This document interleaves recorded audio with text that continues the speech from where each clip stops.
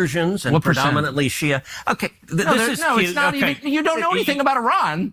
All right, everybody. Absolutely astounding clip we have to take a look at here with Tucker Carlson and Ted Cruz. Not going to do a big preamble. It's a quick clip, heavy hitting, and you guys have probably seen a little bit of this floating around on the internet already. Let me go, and we'll have some thoughts on it as it unfolds. How many people live in Iran, by the way? I don't know the population. At all? No, I don't know the population. You don't know the population of the country you seek to topple? How many people live in Iran? 92 million. Okay. Yeah, How could you not know that? I don't sit around memorizing population tables. Well, it's kind of relevant because you're calling for the overthrow of the government. Why is it relevant whether it's 90 million or 80 million or 100 million? Why is that relevant? Because if you don't know anything about the country... I didn't say I don't know anything about Okay, what's the ethnic mix of Iran? Oh, boy. They are Persians and predominantly Shia. Okay, it's not even... You don't know anything about Iran. So okay, I am not the Tucker Carlson expert on Iran. You're a senator who's calling for the overthrow of the government. You're the one who don't know anything about the country. No, you don't know anything about the country. You're the one who claims they're not trying to murder Donald Trump.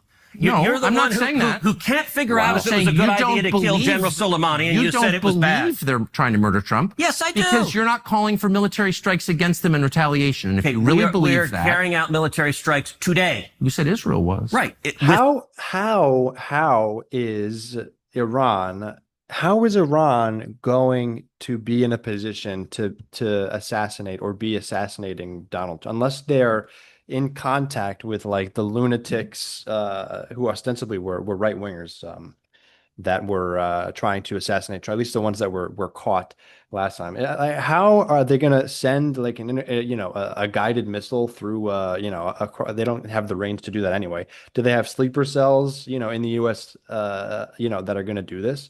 For that reason, I mean, we have the Secret Service, you would think that they would be protecting Trump anyway. How is this a credible situation? And as Tucker is pointing out, this is there would be a U.S. military response to that anyway. Like none of this makes any logical sense. Trump? Yes, I do. Because you're not calling for military strikes against them in retaliation. And if you really believe that... We're carrying out military strikes today. You said Israel was. Right, with our help. I said we. Israel is leading them, but we're supporting them. Well, you're breaking news here because the U.S. government last night denied, the National Security Council spokesman Alex Pfeiffer denied on behalf of Trump that we were acting on Israel's behalf in any offensive capacity. No, we're not bombing them. Israel's bombing them. You just said we were. We are supporting Israel. High stakes. You're a senator. If you're saying the United States government is at war with Iran right now, people are listening. Okay. Holy shit. Yeah, what the... Jesus Christ. It's because Ted Cruz belongs to the camp that it's cool to be engaged with directly in war like this. So he wants to sow the idea that this is already happening and to make it just that much more likely that we get involved in these things. And to be like, again, I'm not a fan of Tucker Carlson, but this is, an interview where you don't see it every day where a senator is getting their feet held to the fire like this.